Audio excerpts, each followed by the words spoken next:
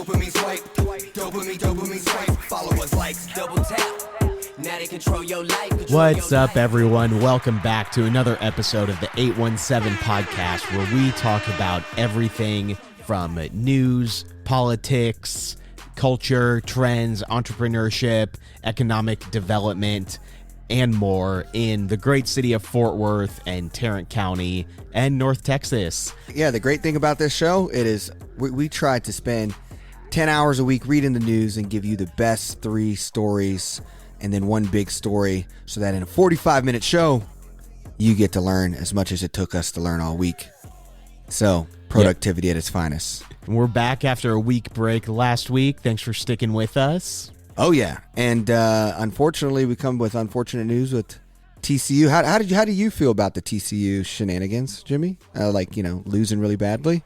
Yeah, I mean, it was like, obviously, like, you want to have a good game or for it to at least be competitive. And then it gets out of hand. Like, realistically, the score is actually more like, 42-7. Yeah. But, we're going for it on 4th down from the 20-yard line. They got a lot of garbage time points. So, like, it wasn't as bad as it looked, but it was pretty bad.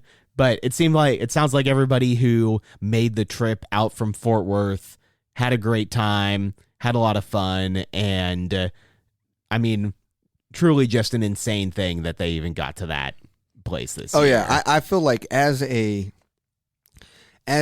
alumni of the University of Oklahoma and a natural Big 12 champion area, I was just telling everyone this is what it feels like to be Big 12 champs. Like, look at any OU game in the national title, we get our asses kicked too. Yeah. Like, it's just this is kind of what it looks like. And TCU arguably probably had one of the most overperforming seasons in history. I mean, for sure. Like 7th on the Big 12 starting out to making it to the national championship. Lot to be proud of. You beat the Big 10, which is seen as the second biggest division, most competitive division. And so that gives Big 12 some status again. So all in all, you made it that far, and it was super cool and way more awesome than the score gave it. Yeah, absolutely. It was funny to see some videos of SoFi Stadium in LA is covered, but it's not enclosed.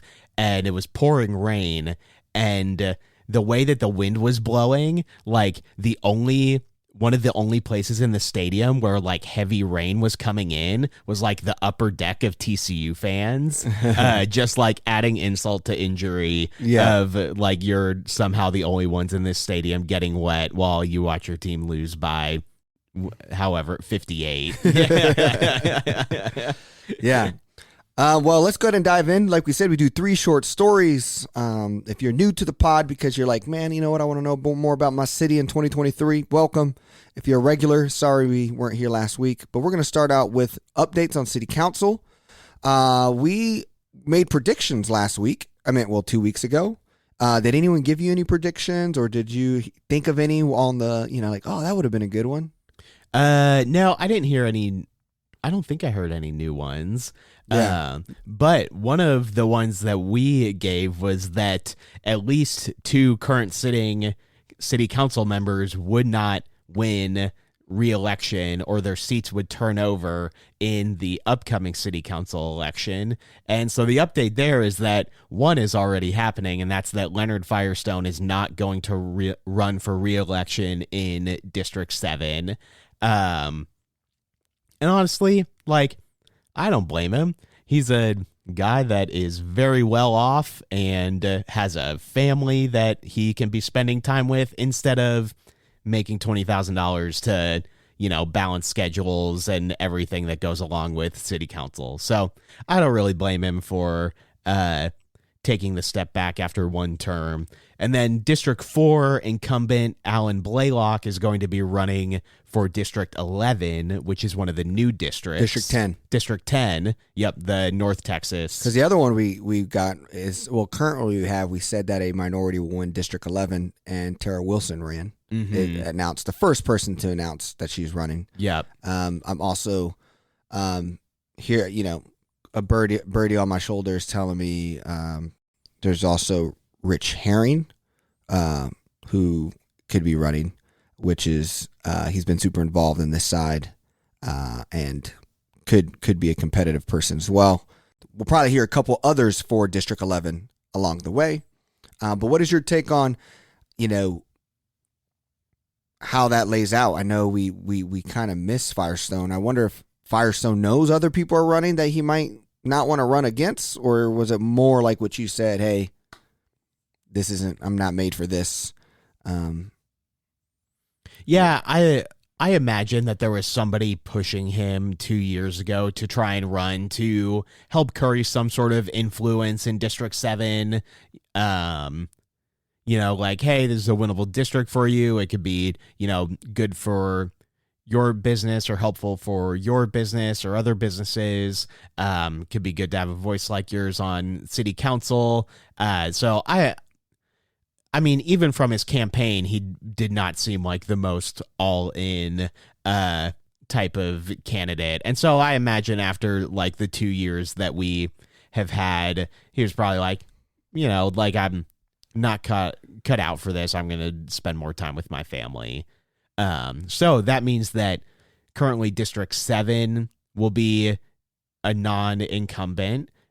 District 4 will be a non-incumbent. Unless Carrie Moon decides to resurrect his career. True. And then Districts 10 and 11. So right now there's 4 seats that will have a new person from the current city council sitting in that seat. Yeah. And that still doesn't count like how competitive these other seats might be for. Right. I don't know if it's going to be a walk in the park for Jared Williams, Gina Bivens. Those might be competitive. Mm-hmm. So we could have a majority new city council. But let's go ahead and move into the next story. We're going to update on Panther Island. So what we have here is that HR&A Advisor Inc., nearly a 50-year-old consulting firm, won the $560,000 consulting contract with the Fort Worth City Council. This will help. They will design and map out the future real estate development around Panther Island. What we have here is that they were also worked in multiple other economic development strategies, including Grand Rapids, Michigan, and a coastal waterfront initiative in Washington, D.C., and a real estate development project in San Antonio. They will serve as a project manager and lead a consulting team that includes civil engineers, an engineering firm, Salceda Group Incorporated, urban planning and design firm Lake Flato, and community engagement and outreach firm K Strategies, according to the new release from the city. I guess we call this progress. The quote in the Fort Worth report by Robert Stearns is the pieces are really coming together for Panther Island. Yeah, and especially like this company's portfolio is pretty impressive, like includes Brooklyn Bridge Park. I do think it's fitting that they highlight the Grand Rapids one. Like look at this picture from the website. Right? Like it's almost exactly what we're seeing being built here, with bridges going over a waterway into a new area of the city. So it seems like this is right up their alley and something they have experience with. But yeah, exactly. It's progress, which is always a good thing when it comes to Panther Island. Yeah, and I'm looking over, it says that Tarrant Regional Water District owns over 130 acres of that land, including LaGrave Field. Tarrant County College owns about 20 acres of property on the island, and Houston-based Panther Acquisition Partners has acquired about 25 acres over several years. So I didn't realize that's how large Regional Water District's property was on the island. Yeah, a lot of, and some of it I think has traditionally been like floodplain, and that's why they have owned it. So I don't know if that will change or who stands to benefit. Like, is the water district going to start selling some of this land?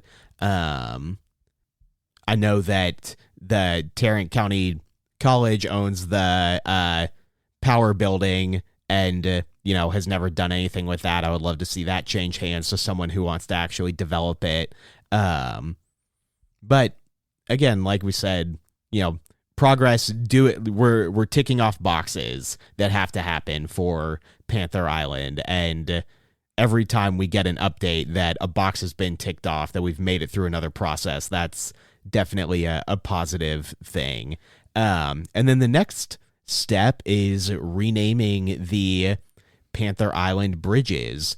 So Fort Worthians have had the opportunity to submit name suggestions for the 3 bridges connected to the project. Henderson Street, North Main, and White Settlement are all unofficial names.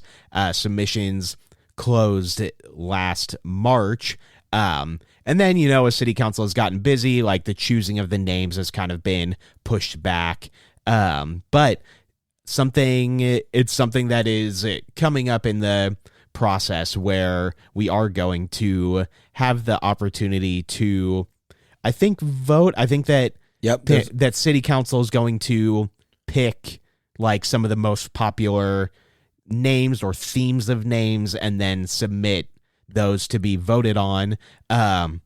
Honestly, it's a failure if we don't include Bridgie McBridgeface. We've got to, you've got to put some of the meme ones in there, right? Like, let's show that we have a little personality. Like, it doesn't have to win, but I let's acknowledge it. I think when trolling gets exposed, you then have to accept that it might actually win. That might actually fire people up to go vote. Oh, yeah.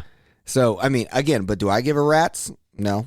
I exactly. don't mind. I wouldn't mind my little Siri just saying take a left on Bridgie McBridgeface.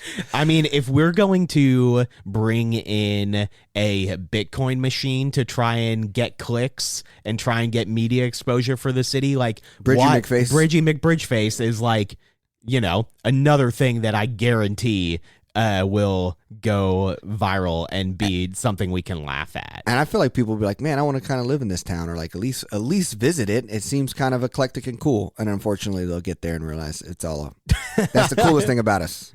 Yeah, and then they also got like the common different names. I thought the Leon Bridges was funny because it's Bridges. Like the last name. That is funny. I feel one of them's gonna get named Opal Lee. And then I thought the first Hispanic City Council was a good one. That one made sense, especially with Northside. Obviously, you had a Tatiana Jefferson, which just got Hillside. Community Center. Mm-hmm. So I've seen won't get a bridge. I've seen like Panther and Cougar and stuff like that. Do like a little feline kind of cat thing, maybe. Yeah. I know we're going to talk about Frisco later, but it sounds like they call stuff Panther up there too. That's like, we're building like Panther something. Oh, really? Yeah. I saw it on their. They're really coming for Fort Worth. Yeah. Oh, good. Here's a Father, Son, Holy Spirit one. I like that one. I like that one. Another one that's rich people names. So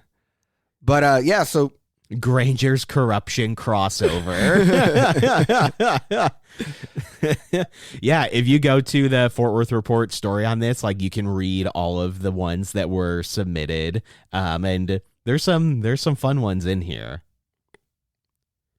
There's also a big piece. People, Pat Peterson, a member of the Choctaw Nation of Oklahoma and founder of the Intertribal Community Council of Texas, said that there needs to be more involvement with Native American history, which has been isolated and silenced in Fort Worth, Texas.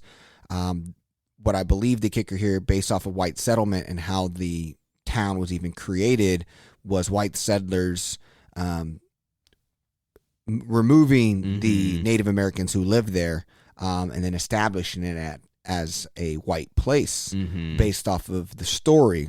So it would be really meaningful to have some Native American touch to it as well. Yeah, for sure. That's all we have for Panther Island right now. Hopefully, more updates will be coming soon.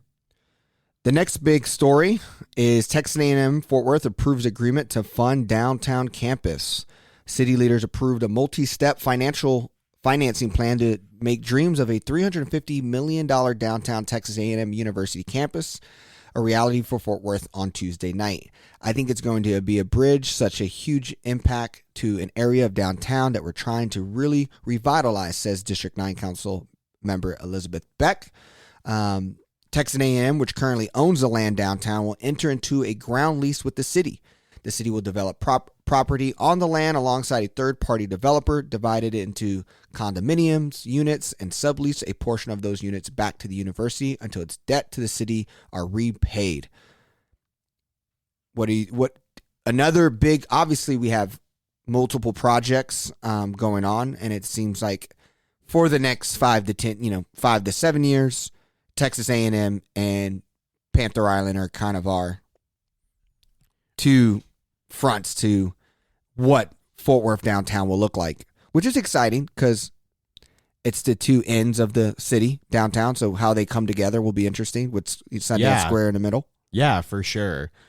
So basically the way that this is established means that there doesn't have to be like a bond election. There's not a general bond election for this funding. So we don't have to, or we don't get to vote on it, depending on which way you see that. So it basically Texas A&M is guaranteeing any bonds issued by the city for the project, which means taxpayers won't be impacted. Like, I think that this was a positive way to go about it, to not place burden on the taxpayers here and allow for the fastest form of Texas A&M being to develop this. So the city is going to own the apartments or the condominiums that are being built alongside the university here. They'll lease a number of them back to the university until the university has finished paying off its debt to the city. Then the university will either buy them, or then like ownership of them is given to the university. So it's all guaranteed by Texas A&M as well. So there's really not a ton of liability here for the city and for the taxpayers. So overall, I think it's a really positive approach to this. Although I'm sure some people will look at this and say, oh, like I would like to be able to vote or have my say in how this project goes on and how downtown is developed. But, you know, sometimes private, well, I guess these are both public entities, but sometimes it is nice when development can just happen when it is being done in a responsible way. Yeah, and we did just get the opportunity to vote for a $560 million package May 7th. So projects are being done through that bond that you can voice for. I am definitely, let me ask you that question. Are you more excited for Panther Island, or are you more excited for Texas A&M Fort Worth? If you only could pick one, and the other one had to leave, which one would you believe is best for Fort Worth? Panther Island. Ooh. Well, okay. I guess which one am I more excited for if you're a person living in the city, or which one am I more excited for when we talk about like long-term development, right? Like, I think for just like experiencing the city, Panther Island is the better one. You know, you're going to have a lot of economic development. You're going to be bringing in cool, like, new apartments, new open spaces, new restaurants, new things to do. But like, A&M does bring a very grounded, consistent investment that is not going anywhere, you know? That's not dependent on people patroning it. Like, it is something that A&M is investing a ton in, like giving a large college campus, a downtown like that, I think will pay dividends as far as also bringing in new restaurants, new places. So I think as someone like experiencing the city, Panther Island is more interesting to me, but A&M gives a better foundation for Fort Worth to build on. Yeah, it's I initially went with Texas A&M Fort Worth, One, because it's easier, it's more focused, like you know what it is.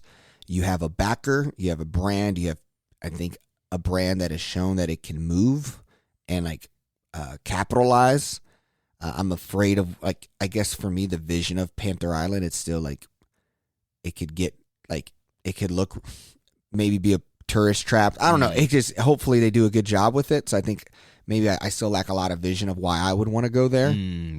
Compared to keep going to, now if Texas A&M Fort Worth is downtown, Lancaster and Southside, and go that way. Like, so it'd be interesting to see what that looks like. But you're right, to have an island in your city, pretty cool. Yeah. And so the A&M officials anticipate that this partnership will shorten the timetable on design and construction from over 10 years to 5 to 6 years, which is massive. Like, the fact that this could be, I am going to assume that this is going to be done before Panther Island, well before Panther Island. Like, that's, I would say, a big win out of this agreement that City Council the incentives are aligned. You know, A&M needs to get it up so they can start making revenue. So that it was a smart decision. So yeah, I could see the speed happening. And what's cool is I always forget that Mattie Parker is not an alum of A&M. She went to Texas Wesleyan Law, which became A&M Law. So it kind of feels like she's an honorary. And then, but you have Beck and Michael Crane, both went to A&M School of Law. Well, they didn't go to School of Law. They went to A&M. So, want to move to the big story. Yeah, let's do it. Texas's new legislative session started this past week.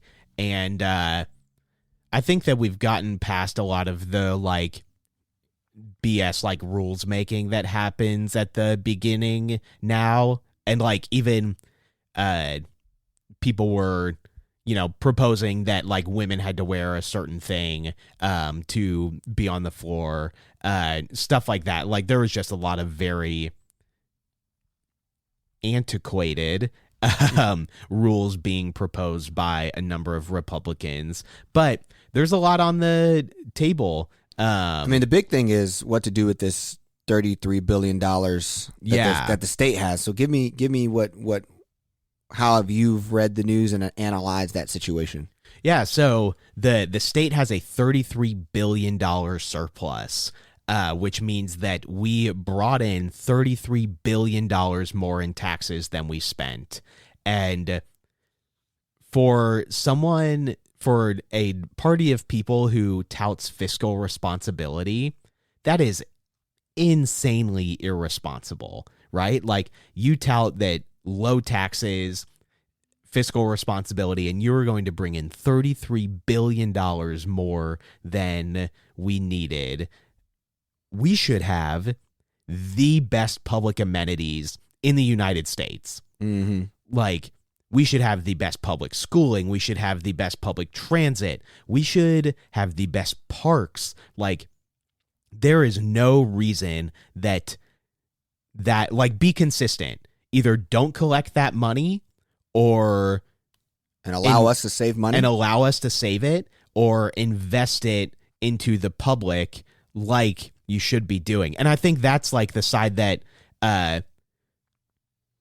in a lot of ways, Democratic-run communities get better. Like, I'm fine with paying taxes, right? Like, I'm great with paying more in taxes when I see the public benefit of doing that. And, like, I see it.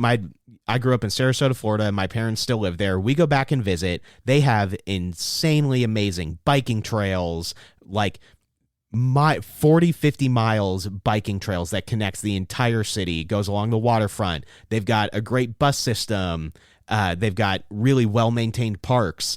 And, like, that's a wealthier, that's a retirement community-based economy. So, like, wealthier, you know, more fiscally conservative people, but they know what they want out of their they know what they want from where they're living. They know what they want out of their local government. And so they collect their tax money and they spend it on things that make their community better. We're collecting money for seemingly nothing because we get nothing in return for it. So they're saying they want to use half of it to give back to property owners. Then why not take it? Why take it in the first place? And two, I think a lot of this wasn't even property tax. So because of that, you're taking money from people who aren't property tax owners and giving it back to property tax owners, therefore giving that back to a group that is likely inherently more wealthy than the people spending it. It is just so irresponsible, really, got me fired up to see that and just see that we get nothing in return for it. Yeah, no, and there's two, Fort Worth was involved with two ways advocating for that $33 billion surplus. First, on Friday, a group of mayors, 8 mayors went and had, from the big cities, were able to speak their choice in advocating for preserving local control, which was a central issue in the legislative session. So an example here is Fort Worth Mayor Mattie Parker advocated for broadband infrastructure. Parker said 60,000 Fort Worth residents do not have internet access in their homes, an issue the city tried to start mending itself with the free community Wi-Fi program in 5 neighborhoods. So that's one take where you also see this. Do you have any context more on that piece still of what was happening in legislature where they were trying to, I guess, take power from local control? It seems like all of the mayors collectively from big cities showed up saying, no one knows better how to run our places than the people who live in those places. What was their fear of during this whole time? I don't know if it was necessarily a fear, or I don't have the context for it. I think it was just kind of a general, when you're making decisions for the state, know that we know how to run our cities best, which to me is, a value that we want to keep, that and I would say a value that state of Texas leaders theoretically would want to keep when they advocate for states' rights. We're advocating the same thing for city, local, county rights to make decisions. So, don't make these larger overarching things that take away our control. Got it. Well, the other group was Fort Worth ISD, joining a group of ISDs, making legislative priorities to ask for funding. The district wants a part of that $33 billion, mainly because they just kind of say that at the end of the day, educating kids during the pandemic and having to build digital structure while maintaining your physical structure costs a lot of money. And, Fort Worth ISD is an $8 million deficit and there's declining enrollment. So the board approved of advocating, saying we want more funding. The big kicker that a lot of these ISDs are wanting to change is tying funding to enrollment rather than attendance, which allows for more consistency. People were saying basically, and kudos to our superintendent Ramsey for really because it seems like this is a good cohesion between the board and her to be on the same page on something, a project this big, because she was a Texas superintendent before this, so it wasn't something that is just net new to her. But the attendance, it shows that if we do it off of attendance, the issue there is it actually costs more to run a school because you still got to run the school even though a kid is gone, and now the cost is higher to run the school due to the size. So interesting enough. I don't fully have an opinion there. I'm still navigating how I feel about public schools and how we manage our funding, and how do we sustain our funding. But it makes a lot of sense to, hey, we went through this pandemic, and you guys have $33 billion. Help our public schools, like you said, build public amenities that work. Yeah. And I think it's crazy. So since 2016, Fort Worth ISD has lost 1 out of 5 students. So, enrollment has gone down by 20% over the last 6 years. Yep. But in the last 3 years, we've lost 33% of our funding from the state. So one, like, that's not even proportional. And two, we're sitting on a $33 billion surplus, yet we have cut public school funding in one of your largest cities by a third over the last 3 years. Like, it doesn't add up at all. Yeah. And Dan Patrick at most you would say it should have gone down by a fifth. Yep, and Dan Patrick's a big advocate, or is trying to be, prioritizing school choice, where the money goes to students rather than the system, and that voucher programs. And there's plenty of data that shows that that is also an extreme cost to taxpayers to do that. Here's the thing: I don't want to make this to me, this is a very political conversation, and I want to make it an accountability, look in the mirror conversation. And public schools across the country, I'm one of the hugest advocates. You want to talk about the conversation that my wife wants me to stop having with people is send your kids to public schools, because no one wants me to hear to tell them that they shouldn't send their kids to private schools or whatever. So I'm a big advocate for public schools and what public schools hold for community collectiveness, teaching kids we instead of me. But if we look in the mirror, our enrollment's going down, our expenses are going up. We were looking at this revenue. I mean, to run Fort Worth ISD cost not just a little bit more. I want to almost say twice as much as it cost McClatchy to run 19 newspapers. Yeah. Think about that. McClatchy, to run 19 newspapers across the country, it takes Fort Worth ISD more dollars to run a school. So now, I'm not saying that that's bad, but what I'm saying is that that's a thing that that caught my attention, because when we were looking at the Star Telegram story, we were looking at the annual revenues of McClatchy, and to find out that it was that different. The other big kicker that we have to look at is just ultimately how we're doing school differently around. I mean, the reason why funding is important for schools is like there's an innovation transition happening with. Dallas was talking about how Dallas ISD, I saw this in Dallas Morning News, had more graduates ever through after school and night school programs than like they've ever had, and like the transition, how many kids are doing alternative learning to get this credential. So now that's even a different dynamic of infrastructure. You're talking about teacher apprenticeships programs and now having to hire a lot younger people and different people to be teachers who are not certified. 40% of Texas teachers last year who were hired did not have a certification. They were either on an intern program like Teach for America, or they did not have a certification. So just the entire landscape, that needs funding. So I totally get the needing of funding. But I also think we need to really look at our ratios between teachers and people in schools compared to people in offices and in a district. If McDonald's had a manager for every 3 employees, I mean, that would be a problem. Yeah. And that's the ratio we have in public schools as a system across the country. And I think that's something that we need to have a mature look at. Even just thinking long term as population decreases, things, we keep being threatened by school choice. I think about public schools every day because I really believe they're super important, and hope we do something different. Yeah.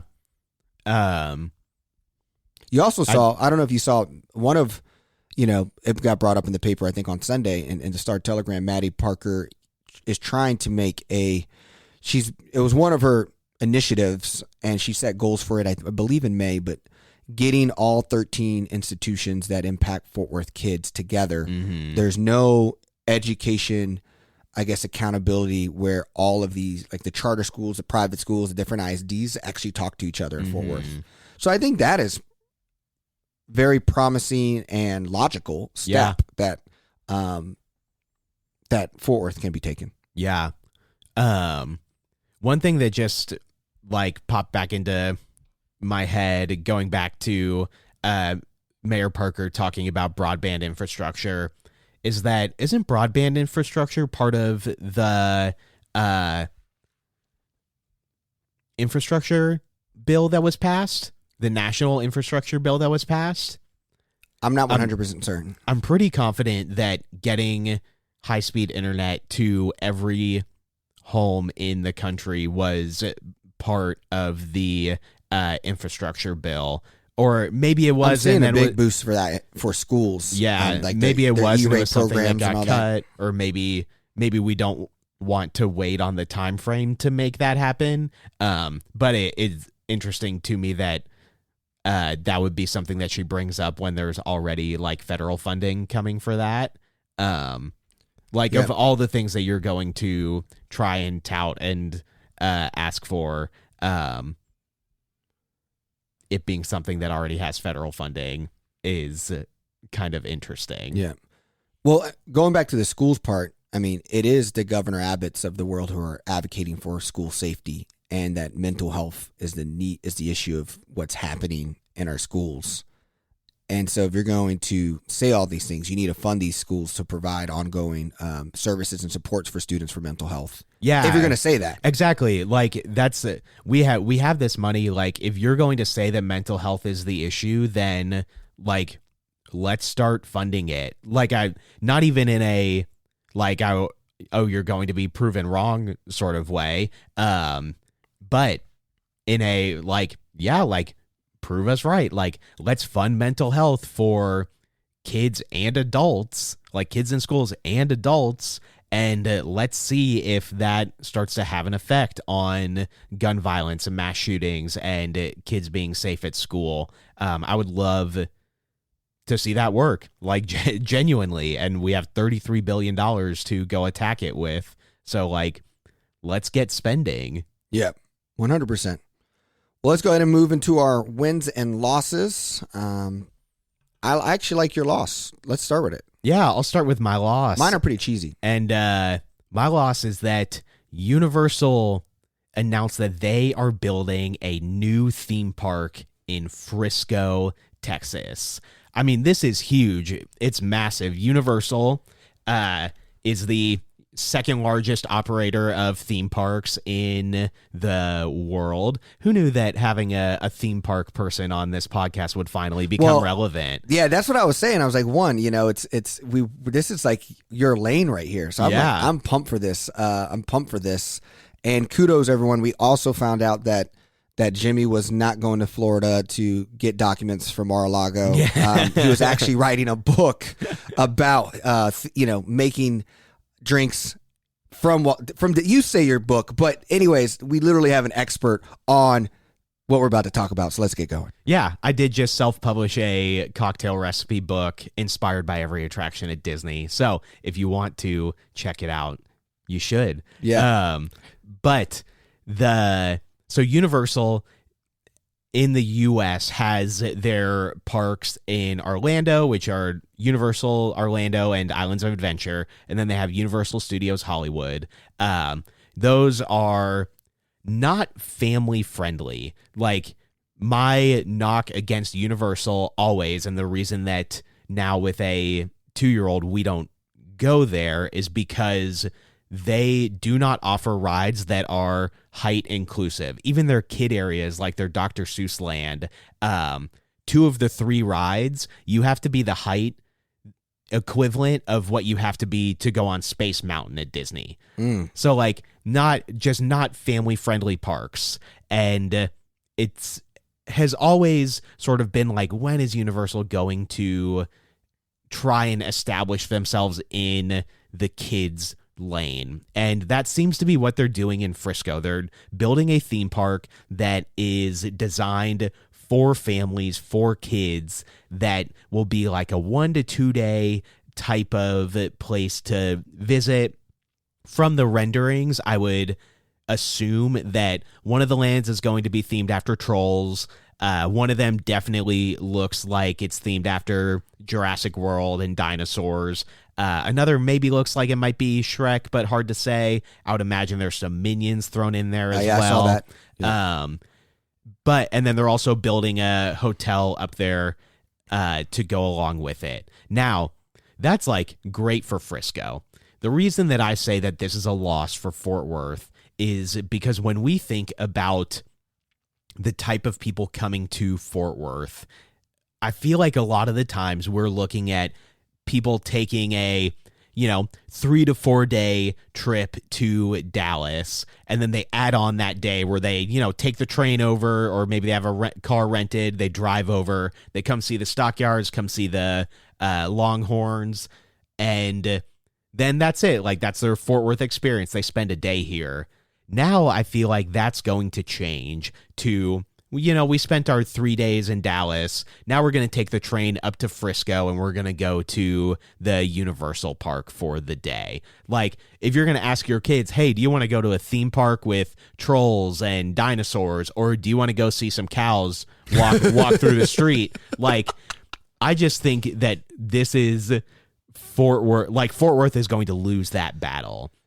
So, like, I feel like immediately we need to see, like, TexRail announce that there's a station connecting to the stockyards and then connecting from the airport out to wherever this is going to be in Frisco, right? Like, we need to make it so that a family coming in and going to Universal for a couple days is like, oh yeah, we can hop on this 35-45 minute train ride and get down to the stockyards. Like, we need to find ways to get more connected, or we are going to lose out on people coming to North Texas very quickly.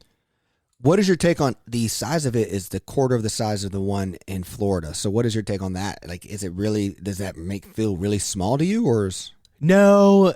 And I mean, their footprint in Florida is 2 theme parks, a water park, and like 4 hotels right now. Plus they're building a whole new theme park in Florida. So a quarter of that size is still a lot of space. And plus, when we don't need the space for all of the big thrill rides and whatnot, all of the big roller coasters that occupy Orlando, right? Like, this is going to be smaller, like spinners, family-oriented attractions, probably really like high-end immersive playgrounds and whatnot. So and walk-through experiences. Yeah. So I don't, the size isn't really a red flag to me, because I don't think it needs to be on the scale of what is offered in Orlando. Yeah. No, but man, Frisco, and if you look at the map where it's going to be while Frisco develops, Frisco's $10 billion Fields project is just raising the game. They're adding thousands of homes, business and entertainment and retail over there. They have a map here that shows where Universal is going to be based off of this new Fields area. One is Brookside North, 363 lots, 104 acres, subdivision. East Village Land and Homes, 170 lots, 174 acres. The Preserves, 267 acres. Field West, a $2 billion mixed-use development on 180 acres. Northfield, 175 acres. So I say all of this.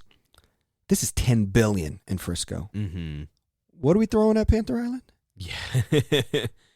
I don't even know if it's that. Yes, we got $560 million from the government, right? It's a billy. Yeah. We complete, and this is, so when our economic development people say, like, we're truly, as the second biggest city in the Metroplex, we are underfunded compared to our smaller counterparts who are starting to look a lot bigger. I mean, I saw the other day McKinney has 200,000 people in the city of McKinney. Yeah. Plano, 300,000.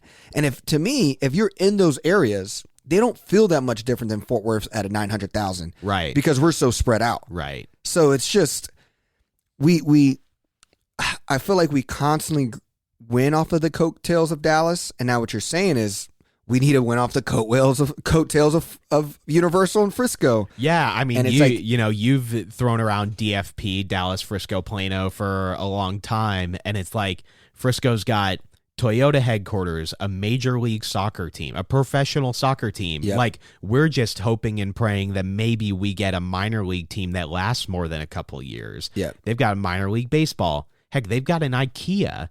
Like, we don't have an IKEA.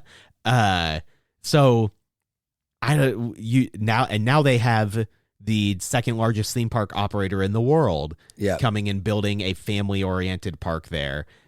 So it just feels like Fort Worth might be getting left behind in the Metroplex conversation here. Yeah. Yeah. DFW to DFP. It's been something we've talked about for 2 years now. Yeah. But we'll see. I think this was a great loss. I mean, it was kind of another part of the story because even one of ours that was going to make this episode, we were deciding if we should talk about the new mobility center out in Alliance, Texas. Mm-hmm. And even Alliance, Texas ain't claiming Fort Worth. You know, if you go to Alliance, Texas's website, they're claiming Alliance, Texas. Yeah. And so, you know, maybe we did that to ourselves. I apologize there. But at the end of the day, like even our one real thing is not even claiming that it's a part of us. I think Alliance and saying we could what Frisco did to Dallas, we could do to Fort Worth. And so we'll see what happens, which then only makes it even more important, these Texas A&M partnerships and this Panther Island. Yeah, you know, happening fast. Yeah. Because I think maybe, that Universal maybe we really do need to name it Bridger McBridgestein. What is it again? Yeah, Bridgie McBridge phase. Yeah, we can get people there maybe. Yeah, because this Universal, I think time frame wise, is supposed to open before A&M, well before Panther Island, like maybe even in time for the World Cup. Yeah. And let me tell you, like Universal builds their stuff fast. Like they're a machine when it comes to building new lands, new parks, new attractions. So I mean, I feel like Fort Worth is going to be a big loser in this. Yeah. Well, my loss is the original Juneteenth Museum burns, an overnight blaze. It was a one-story home ran by, it was open for 20 years, and it burned overnight. Fort Worth Fire Department said approximately 1:15 a.m. This was ran by the Queen of Juneteenth, the mother of Juneteenth, the grandmother of Juneteenth, and Opal Lee. And we have a new National Juneteenth Museum coming that's going to open summer 2025. I just think it's a loss that this is being burnt out because I don't know how it could have played in the overall grand scheme of the large one. I mean, also just like Opal Lee already experienced something burning down as a kid. Like, I just feel like this is a loss. You could be a very conspiracy on this if, you know, there was hate to it or insurance, whatever you want to do, whatever side you want to play. But it's just really I'm surprised not even a bigger story that we're not talking about, like, you know, the burning of the original Juneteenth Museum that now gives us the National Museum in the city of Fort Worth. Yeah, pretty sketch, you know. Unfortunately, like all the artifacts have been moved out of there because of the new one that is coming. So, like, I don't think anything was really lost, but just like a random building catching a random empty building catching on fire at 1 a.m. Definitely feels pretty sketchy. I'm glad that nothing like got taken down with it. But definitely a loss that we don't have that building anymore. And, you know, like parts of Miss Juneteenth were filmed there. Like, there's a lot of history to it that was lost. Yeah. I'm going to do my win because your win's a pretty great one to end on. My win is actually the new East Fort Worth mural that gives black businesses a chance to be seen.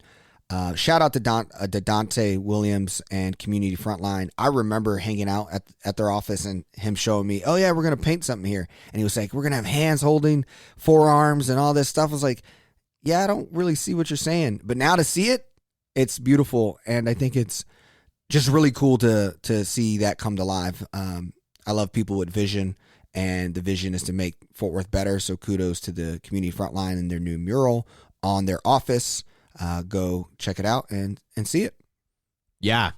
I'm 2800 Yeager Street. Haven't gone over there yet, but I'm excited to see it. The pictures look gorgeous. My win, and, you know, we led off the show talking about TCU, but this is prior to the national championship.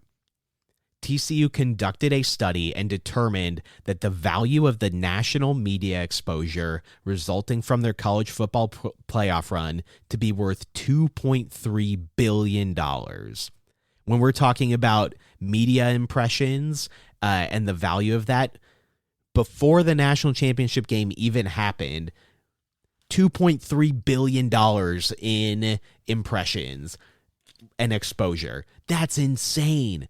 That is, and that's like Fort Worth right alongside with it, like, so just like seeing the economic impact that could come from TCU making it to that stage is just absolutely absurd. Yeah. I mean, that's an absurd number. Like, companies don't spend that much on advertising, shout